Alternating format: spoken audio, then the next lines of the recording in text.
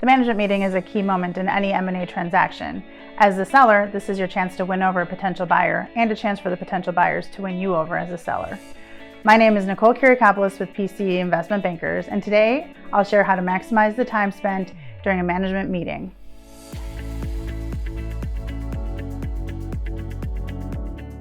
So management meetings typically include stakeholders from both businesses as well as your investment banker for the process.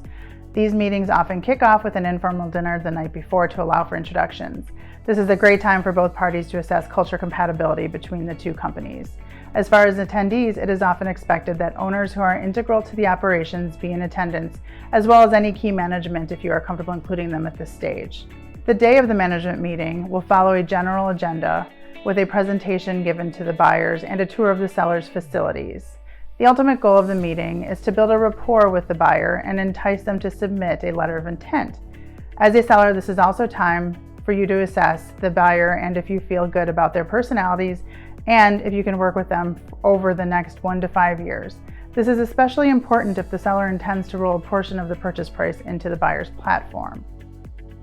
The best outcome is when the meeting is conversational while covering key aspects of the company. You'll want to go over your financial performance. You'll provide an update on the financial performance of your business, including the current trailing 12 months revenues and EBITDA. Be sure to explain the path to your projected performance as well, including things like backlog, pipeline, contracts, new capabilities, or new product launches. You'll also want to discuss relationships. Discuss key customers and the point person within your company to manage these relationships. If you manage these relationships, discuss how you can hand them off to someone else within your team for a smooth transition. If you have already handed off these relationships and have in essence stepped out of the business, this is a great discussion point, as a buyer typically likes to hear the business can run without you, allowing you to have time to spend growing the business. Another thing to discuss is management structure. Showcase your management team's strengths and be honest about their abilities to manage without you.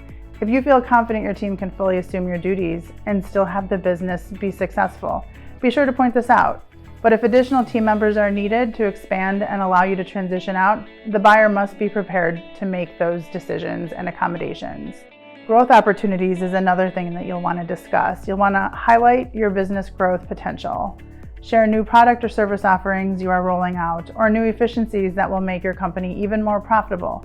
Put a spotlight on all the new geographies you think you could expand into, and discuss any businesses you would like to acquire to help fuel growth. Feel free to highlight your wish list to how and where you could grow, but maybe didn't have the capital or bandwidth to do so in the past. These growth opportunities demonstrate your company's potential and will excite the buyer, helping them see a path to greater expansion and ultimately a return on their investment. A facilities tour allows you to showcase each functional area of the business to the buyer. Point out new upgrades or critical areas in your facilities that allow you to be efficient. The buyer is trying to identify if they can gain efficiencies, continue operations as is, or will need additional space to grow your business. They will view your facility to see if it is capable to handle the potential growth they would like to achieve. As the seller, make sure you understand the buyer's vision for your business.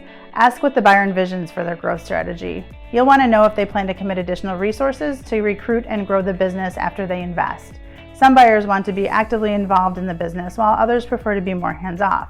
So make sure you understand how they envision the integration of the businesses and if it is in line with your vision. Management meetings are just the start of the buyer-seller relationship. The first meeting creates the foundation and should lead to a compelling letter of intent. Working with your investment banker will help this process go smoothly. Thanks for watching today, and please be sure to like and subscribe our channel so you can learn more about the acquisition process and PCE Investment Bankers.